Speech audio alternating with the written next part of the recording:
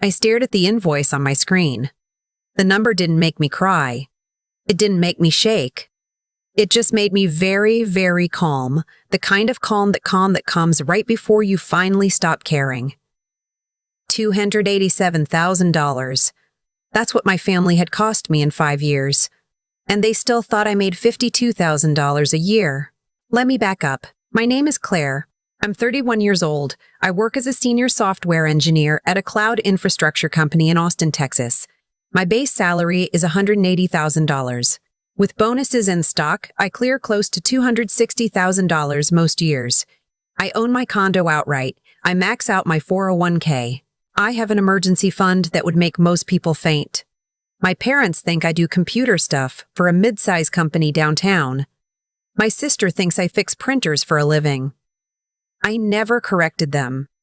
That was my first mistake, and honestly, maybe my only one that actually mattered. It started the year I got promoted. I was 26, freshly moved into my first place, still eating rice and beans 4 nights a week just to feel like I was being responsible with money. My dad called me one Tuesday evening. He never called on weeknights. That should have been my first signal. "Your grandmother's property taxes came in," he said. "We're a little short this month." A little short was $1,400. I paid it. Of course I paid it. She was 79, she'd helped raise me, and $1,400 felt like the easiest thing in the world to do. I wired the money before we hung up. My dad said, "We'll pay you back when things loosen up." I told him not to worry about it. Things never loosened up. 3 months later, my sister, I'll call her Brooke, was planning her engagement party. She was 24, engaged to a guy named Derek who sold gym supplements and had strong opinions about cryptocurrency. My mom called this time. She said Brooke had found the perfect venue, but it was a little over budget. A little over budget was $3,800. "It's just a party, Mom," I said. "Can't they do something smaller?" My mom's voice got very quiet. That particular quiet I had known my whole life. The one that meant, "You are being selfish, and I'm going to remember this. You've always had more than Brooke," she said. "You know how hard she works." Brooke had been between jobs for 7 months. Derek was between opportunities. But I paid the $3,800. I told myself it was a one-time thing. I want to be honest with you about something because I think it matters. I knew, even then, that this wasn't going to be a one-time thing. I knew the way you know a crack in the ceiling isn't going to stay small. But I paid it anyway because saying no felt like proving something terrible about myself. Like, if I kept my money, I was confirming that I didn't love them enough. That is not loyalty. I understand that now. That's fear wearing loyalty's clothes. The engagement party turned into the bridal shower. The bridal shower turned into the bridal shower. The bridal shower turned into the bachelorette trip to Scottsdale. The bachelorette trip turned into Claire. We need to talk about the wedding budget. I remember exactly where I was when my mom called about the wedding. I was sitting in a coffee shop near my office, reviewing a pull request on my laptop, drinking an oat milk latte that I had genuinely worked hard enough to afford without thinking about it. My phone buzzed. "Mom." "Brooke and Derek found a venue," she said. "It's beautiful. It's everything she ever wanted." I already felt it coming. The particular weight in her voice, like she was loading something onto a truck and pointing it in my direction. "How much?" I asked. Silence. "Then, the full package is $47,000. I put down my coffee. "Mom, that includes everything? Venue, catering, flowers, photography. Derek's parents are contributing $8,000. We can put in $5,000. We were hoping you could cover the rest." The rest was $34,000. I said I needed to think about it. My mom said Brooke would be devastated if she had to downgrade. She said Brooke had been dreaming of this since she was a little girl. She said, "And I want you to hear this clearly. You've been so blessed, Claire. This is a chance to share that."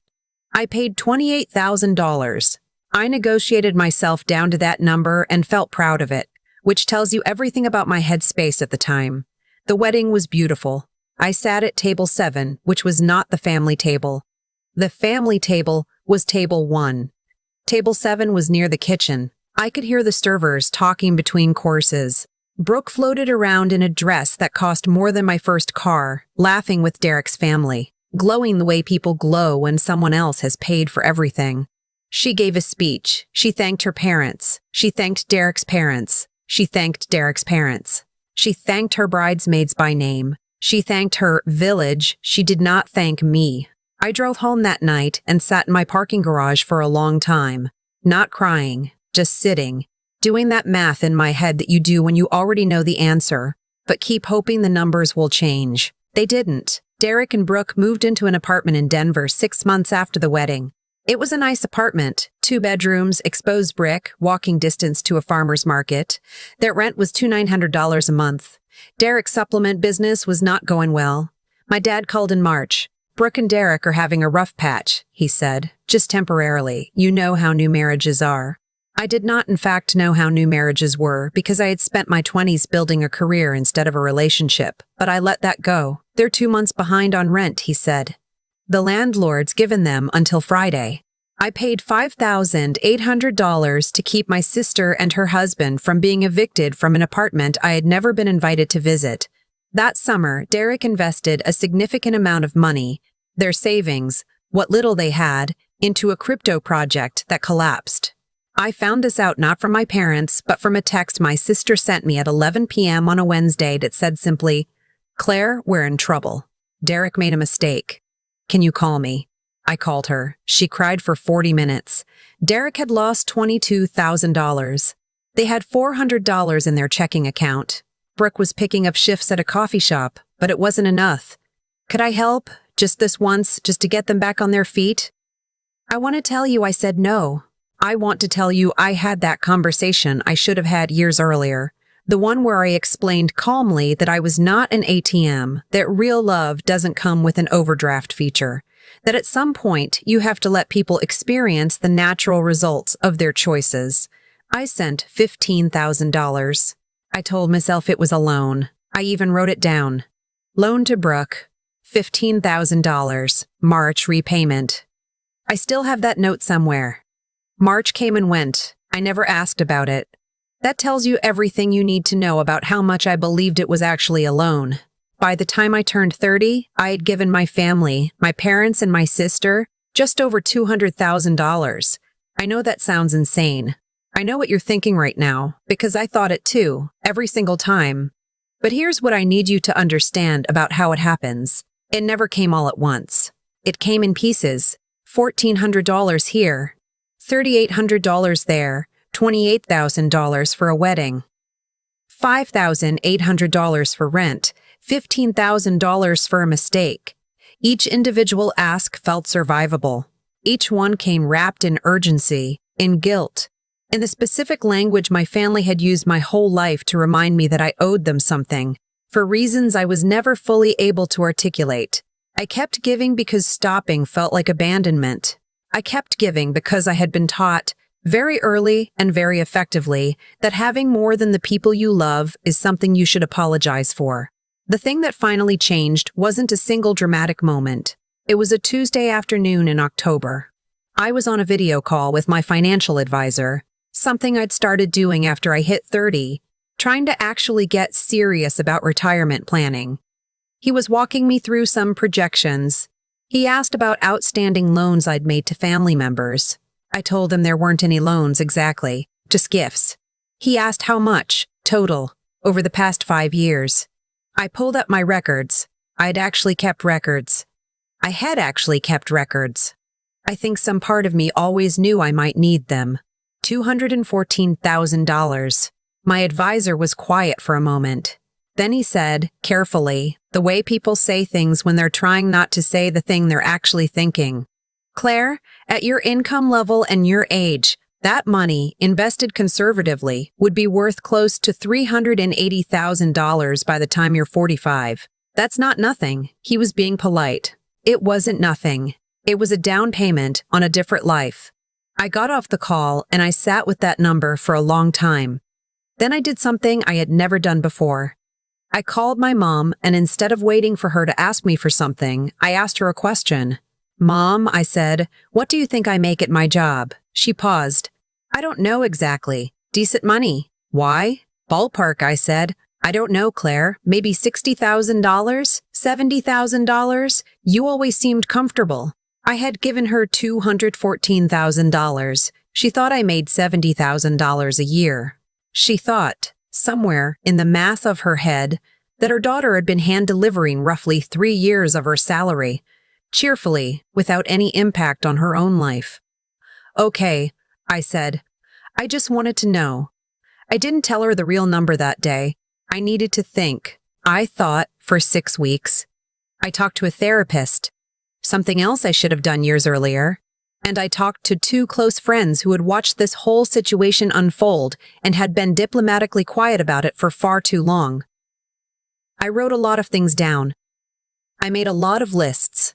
And then, in December, my sister called. She and Derek were getting divorced. I want to be honest, my first feeling was not sympathy.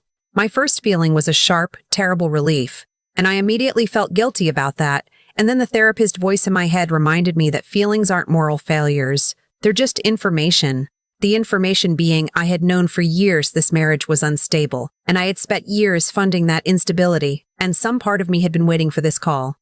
Brooke was crying. The marriage was over. Derek had been careless with money, distant, unreliable.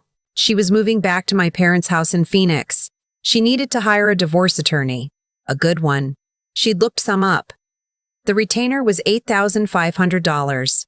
I need your help, Claire. You're my sister. I don't have anyone else. And there it was. That sentence, the one that had worked on me for 5 years. I don't have anyone else, as though I were not a person but a resource, as though the only relevant fact about me was my bank account and my inability to say no. I took a breath. Then I said something I had rehearsed many times but never believed I would actually say out loud. Brooke, I love you, but I can't keep doing this. Silence. What does that mean? She said. It means I've given you and Mom and Dad over $200,000 in the last 5 years, and I think you need to find another way to handle this one. More silence. Then her voice changed. It got hard and flat, the way it used to when we were teenagers and she wasn't getting what she wanted. 200,000? That's a lie. I have records, I said. Every transfer, every date, every amount. Claire, you're being dramatic. I'm really not. You make so much money. What does it even matter to you? And there was the other one. The sentence underneath the first one. The real reason. You make so much money. As though having more meant I was automatically obligated to have less. As though the goal was equality of outcome, and I was the one responsible for achieving it, indefinitely, without acknowledgement or gratitude or end. It matters, I said. It matters a lot. She hung up. My mom called 20 minutes later. My dad called after that. I let both calls go to voicemail. I already knew what those conversations would sound like. I had been in versions of them my whole life. What I did next took me 2 weeks to prepare, and I want to be clear that I am not recommending it for everyone, but it was right for me, and it was the most honest thing I had ever done. I put together a document, a full accounting, every payment, dated with a description, property taxes, engagement party, bridal shower, bachelorette trip, wedding, first month's rent, crypto losses, the smaller ones, the we're just a little short this month, ones that had added up to almost $30,000 on their own. Everything, total, $214,500. I formatted it cleanly $500. I formatted it cleanly. I wrote a short note at the top. I'm sharing this because I think there's been a misunderstanding about what's been possible for me versus what I've chosen to give. I love you all. But I won't be contributing financially going forward, and I wanted you to have a clear picture of why. I emailed it to my parents and my sister. I want to describe to you what happened next, because I think people expect a dramatic confrontation, an explosion, a scene. What actually happened was much quieter and in some ways much harder. My mom replied 2 days later with a long email. She said she was shocked and hurt. She said she had no idea the amounts had been so significant. She said she felt terrible. She said she hoped I knew that they appreciated everything I had done, even if they hadn't always said it the right way. She did not offer to repay any of it, but she said she was sorry, and from my mother, that was something close to extraordinary. My dad didn't reply for a week. When he did, his email was 3 sentences. He said he'd had no idea, that he was embarrassed, and that he hoped I'd give them a chance to make it right. He didn't specify how, but I read it 4 times. Brooke didn't reply at all for almost 3 weeks. When she finally did, it was not an apology. It was a paragraph explaining why the amounts weren't as significant as they seemed because of how much I earned and how family is supposed to support each other, and how she hoped I would reconsider. I did not reconsider. I kept going to therapy. I kept talking to my financial advisor. I started investing aggressively, partly because it made financial sense and partly because watching numbers go up in my accounts where I had put them, where they stayed, was genuinely healing in a way I hadn't expected. My relationship with my parents is different now, quieter, more careful. We talk every couple of weeks. We don't talk about money. Sometimes that silence is uncomfortable, and sometimes it feels like the most honest thing that's ever been between us. An acknowledgement that there are things we did to each other that we can't fully undo, but maybe we can do better from here. My relationship with Brooke is on hold. She got her divorce, hired an attorney somehow, and moved back to Phoenix. We haven't spoken in 4 months. I don't know what that relationship looks like when it comes back, or if it does. I know I want a sister. I'm not sure yet if what Brooke and I have ever been qualifies. Here's what I want you to take away from all of this, if you've stayed with me this long. Generosity is not the same as self-erasure. Loving your family is not the same as funding their choices indefinitely. The fact that you have more than someone does not automatically mean they are entitled to it. And here is the hardest one. Enabling someone to avoid consequences is not the same as protecting them. Sometimes it's the opposite. I spent 5 years being afraid that if I said no, I would prove I didn't love them. What I learned is that saying yes, endlessly, without limit, without honesty, doesn't prove love either. It just proves fear. I'm 31 now. I have more money in my accounts than I've ever had. I sleep well. I have friendships I'd let fall quiet because I was so consumed by the undertow of my family's needs. I'm rebuilding those. And sometimes, on a Tuesday afternoon, I open my investment app and I look at the number. It's a good number. It's mine. I didn't cry when this was over. I just got very, very calm. That calm, it turns out, is what freedom feels like.